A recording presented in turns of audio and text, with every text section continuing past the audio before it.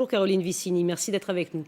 Vous êtes adjointe au maire de Saint-André de Valborgne dans le Gard. Alors c'est à quelques kilomètres des Plantiers, le lieu du double meurtre. Hier, grosse frayeur, vous aviez cru entendre, la population avait cru entendre des tirs. Les gendarmes sont intervenus, vous êtes resté cloîtré. D'abord je voudrais savoir comment vous allez ce matin et comment vont les habitants. On est tous angoissés. Il nous tarde que tout ça s'arrête. On a peur en fait, hein. C'est pas facile. On a des gendarmes de partout. Bon, c'est à la fois rassurant et inquiétant. Hem, après, ils sont de partout. Ils sont passés dans toutes les habitations pour nous rassurer, pour nous dire qu'ils étaient pas loin, qu'il y avait du monde de partout et bah, ils recherchent activement cet individu. Est-ce que vous continuez à entendre le bal des hélicoptères la nuit? Là, cette nuit, j'ai pas entendu.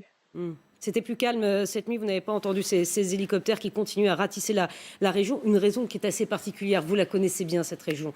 En quoi la nature du terrain complique les recherches? Expliquez-nous un peu à quoi ressemble le terrain. Bah, alors il y a beaucoup de châtaigniers, d'arbres. Apparemment, il y aurait des grottes aussi. Il y a c'est très vaste en fait, hein. Il Mhm. y a tellement d'endroits pour se cacher, donc c'est pas évident pour les équipes, de le trouver. Mhm. C'est pas évident évidemment de rechercher un terrain extrêmement compliqué, 4 jours que ça continue. Et une angoisse de la population, évidemment, vous n'êtes pas très loin. Cet homme peut Ah se oui, trouver partout.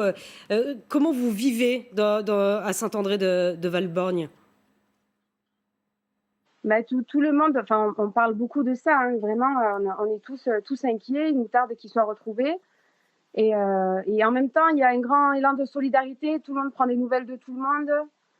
C'est assez rassurant. Enfin, il y a quand même, on est grand comme une petite famille, en fait, tous, tout le monde se connaît d'un petit village à l'autre. On fait partie du même canton et tout le monde est touché par ça.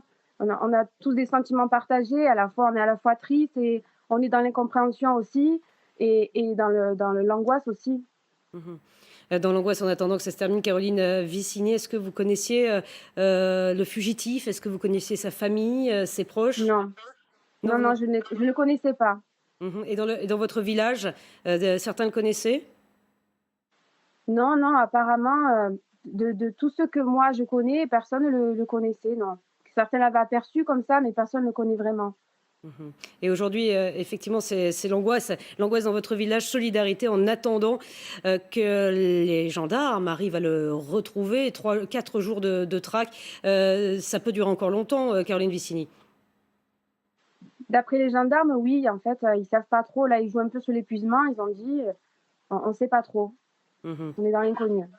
Ouais, vous êtes dans l'inconnu. Merci beaucoup, Caroline Vicini. Bon courage, évidemment, à vous et à tous ceux qui se trouvent dans le secteur.